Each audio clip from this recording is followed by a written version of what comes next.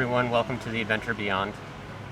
Located in the citrus belt of the southern Yucatan, Auschwitzkab is the pueblo or town that I was living in for the last 3 months. The name Auschwitzkab actually comes from Mayan. So Osh is Ramon, which is the local tree that's in the area. Kutz is tobacco, and Kab is honey. I might be pronouncing these wrong, of course, I don't speak Mayan. Auschwitzkab was the capital of the region way back in the Mayan times, going into pre-colonial until the Spanish came in and conquered the area. I want to talk a little bit about my experiences here. So COVID, of course, has been a very big topic for the entire world, especially when it comes to travel. It's been an interesting time to try to travel. Yucatan has actually been doing very well in relation to the handling of the pandemic. As you see, I am wearing my mask. It is the law here. Police are around all the time, so I'm here in a public park, so I do need to be wearing my mask. Everybody, for the most part, you see one person every once in a while not wearing a mask, but people here have been very good about following the law and making sure everybody's taking care of each other. So when I did arrive here in Auschwitzkab back in November, I did quarantine for 2 weeks. I would have hated to be the source of a local outbreak here. Fortunately, my brother was tested positive for COVID shortly after I arrived, and of course I spent 2 weeks with him before I ended up coming down here. So I wanted to be extra careful and make sure I wasn't passing that along. I know another big concern, especially for people coming from the US to Mexico, is safety. Mexico does not have a great reputation as far as safety goes. I would like to say that Yucatan does not follow anything that you hear on the news. People here have been super friendly, very warm, very welcoming.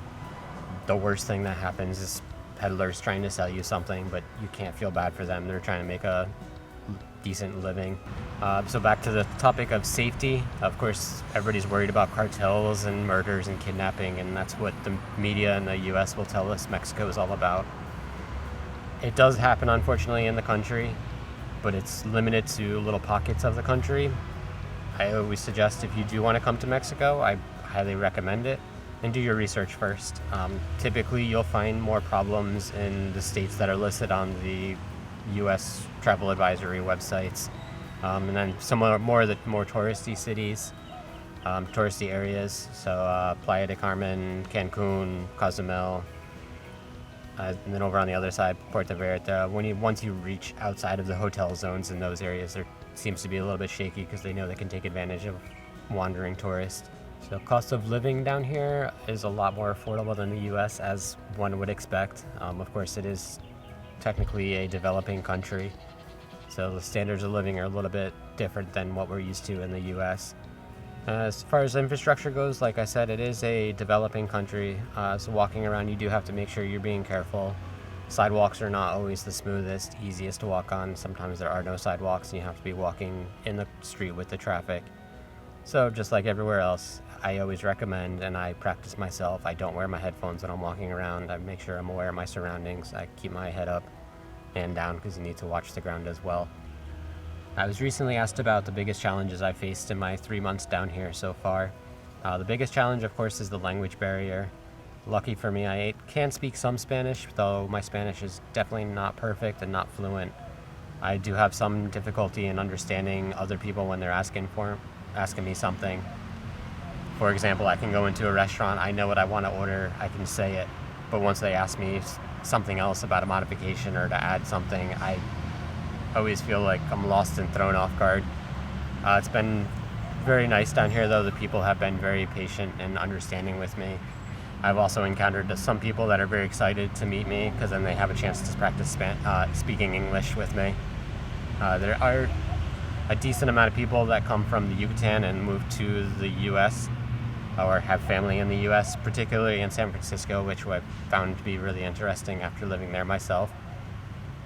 So there is some level of English available sometimes, but it's not guaranteed. And the other biggest challenge that I had was trying to obtain information, especially as far as what is open and what is closed with the pandemic. Google Maps, unfortunately, is very outdated down here. Apple Maps are pretty useless down here as well. As far as finding restaurants that are around, generally what I have learned to do is to look on Google Maps and then verify that the restaurant is still open on Facebook. Other information that's been hard to obtain is what attractions and sites are available, especially with the pandemic, and then also with the flooding that they saw over the summer in 2020 with all the hurricanes and tropical storms that they experienced. There is still some of the Mayan sites along the Ruta Puc, which are still closed. I was unaware of this until I actually drove out there. Luckily, from Auschwitzkab, it's not a very long drive. And then other site that was closed is Lotun, which is a cave system that you can explore through, and that's closed because it's still flooded from all of the tropical storms. I'm really hoping it does open and I can shoot back down there and check that out. It sounds to be absolutely amazing. If you guys are looking for a place to escape to that's going to be on the quieter side, calmer side, more of a historic atmosphere to it, wonderful local people that are super friendly, that want to help out local economies, I definitely do recommend Auschwitzkab. I'm considering going back down there for a few nights at some point before I do leave Mexico. There is a castle that's built up on a hill that's available on Airbnb. Unfortunately, it has been booked up my entire time so far, but I keep checking, and if it does become available, then I do want to book that and check that out. I hope you enjoyed this video. Definitely subscribe if you have not done so already. Also follow my social media links. I post almost daily on Instagram, as well as I update my blog every month with updates on the journey. So check those out. Check out my links down below for some affiliates. I do have a shop available as well, so if you guys wanted to buy some official merchandise.